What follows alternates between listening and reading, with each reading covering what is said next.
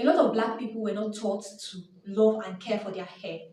That is not a flaw in our hair, it is a flaw in the system. I know for a fact that God is so loving. God didn't give anybody hard hair or difficult hair. He gave each and every one of us beautiful, powerful strands of hair.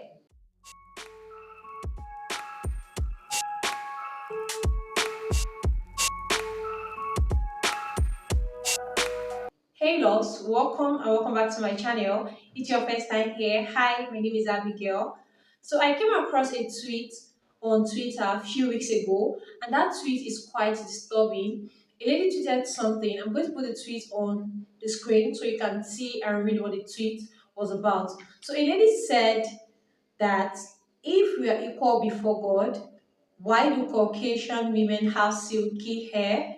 Why African women struggle with theirs so much that they spend fortune buying their hair as wigs? If we were truly equal, why weren't we all made as one race? What's equal about Nigeria and America? Whew.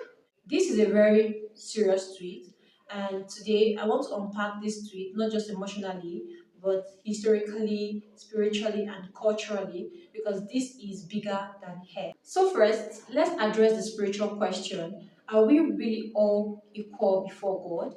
Yes, we are all equal before God.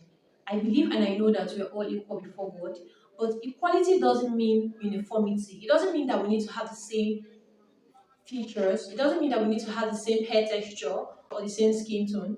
What it simply means is that we are all equally valuable and equally loved by God. God created diversity intentionally. He created diversity for a reason. Take a look at nature. No two trees are the same. No two fingerprints match. So how do you expect to have one standard of beauty? Imagine living in a world where we have just one type of food to eat, one fruit, one animal, or we have just one type of music to listen to. How do you think the world would be? Exciting or boring? You know what the answer is. So now let's address the struggle with Afro-textured hair. The truth is that our hair isn't hard. Our hair is not just centered in the world we live in. Afro-textured hair is beautiful and versatile, but for centuries, this Afro-textured hair has always been tagged as unprofessional, unruly, ugly, and all sorts of demeaning and degrading words. And that is not a coincidence. This is as a result of colonization, slavery, and the media that has constantly pushed Eurocentric beauty standards.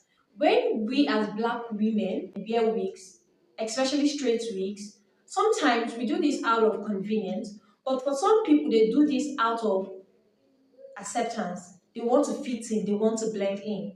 And the idea that silky hair is better, or the fact that people think that silky hair is better, is as a result of beauty standards.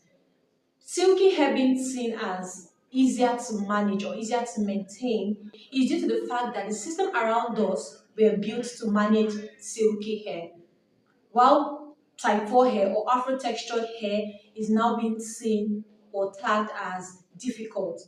Afro textured hair is not difficult.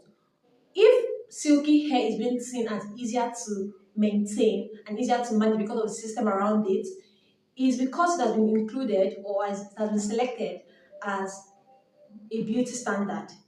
While Afro-textured hair has been excluded from that standard, that is why Afro-textured hair is being seen as difficult or hard. Not that the hair itself is hard, but because it has been excluded from the beauty standards. Now, I posted this tweet on my community tab and asked my community to share their own sense regarding this tweet. And I'm glad that a lot of people actually did drop their own opinion regarding this tweet. And some of these people that actually left their opinions, some of them were white women, and I'm going to put a comment of this white lady on this particular issue of silky hair being better than type 4 hair. So I'm going to place the tweet on the screen so you can see. And this is what the tweet says. I am a white woman and I have very straight, soft, fine hair.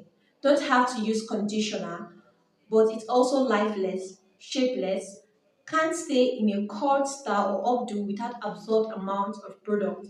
has a very high tendency to stringiness. My ponytail is about big, around as a pencil. If I don't wash it every other day, it becomes an oil slick. And I am struggling with hair loss on the crown.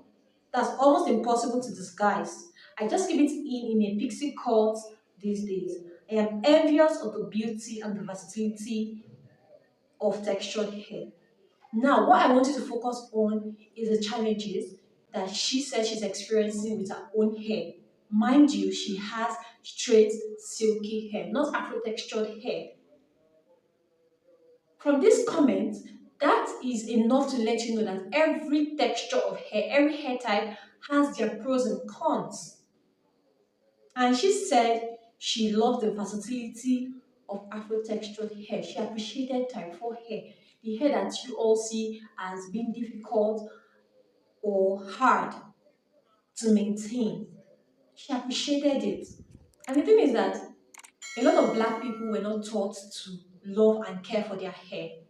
That is not a flaw in our hair, it is a flaw in the system. So when we as black people now choose to straighten our hair, choose to relax our hair, or choose to completely hide our hair texture, we are only contributing to our own erasure. We're only contributing to our own erasure. Every year, black women spend billions in the hair industry. And a lot of all this money goes into buying of wigs and weave and hair products just to care and maintain or manage our hair. I'm not here to shame anyone that love to wear wigs. I love a good wig. As you can see, I'm putting on a wig. But we need to ask ourselves, are we expressing ourselves or are we escaping ourselves? Because the issue isn't about wig. The issue is why we feel we need wigs, why we feel we need them. That's where the issue is. Before colonization, African hair wasn't seen as difficult or hard to maintain. African hair was sacred. Braids were made to tell stories. Braids told stories. Hair signifies tribe. Hair signifies status. For some people, it signifies spirituality.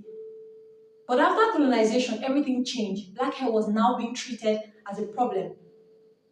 We are now being told that for us to be accepted, we have to tame our hair. And that is why you see relaxers companies booming. Relaxing of hair has not taken over.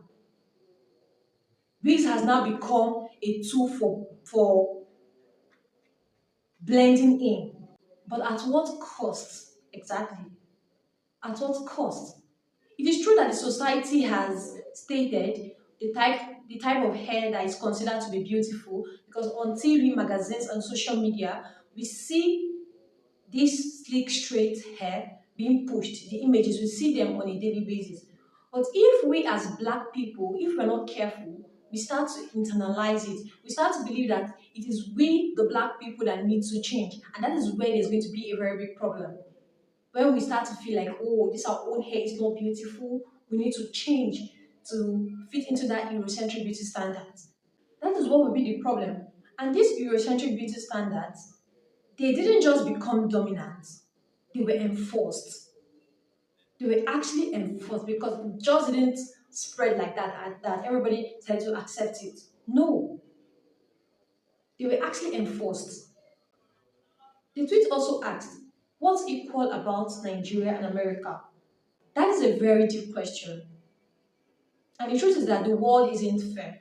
Global inequality is real. But that doesn't mean that Nigeria or America or any other group of people are lesser in value. Economical and political system has created that imbalance, not God. Not God. That is why we as black people, we continue to seek for representation, we continue to seek for access and equity. Do you understand? So all these things didn't just happen by chance. It all started from somewhere. And the beauty industry would not center with black people if we as black people do not center ourselves first. And the only way we can start centering ourselves first is by loving our own hair that grows out from our own scalp. Because a lot of people, a lot of you black people don't like your hair. Most of you don't like your hair. So we all need to change that narrative and start loving our own hair. When we start embracing our own hair and stop the comparison, we start to shift the culture. The aim is not to shift the culture whereby only our own type of hair will be accepted or seen as standard of beauty. No. This is where we all have equal standing. Where a black person would see a white person's hair and say, "Oh, I like your hair is beautiful, it's lovely, it suits you." And the same white person will do the same when they see a black person on their own afro hair, on their own hair. "Oh, your hair is beautiful, I love your hair, it's really nice."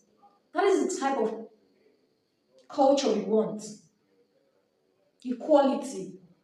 So the truth still remains that our hair is not the problem. What the problem is the standard. And do you know the beautiful thing about this whole natural hair movement?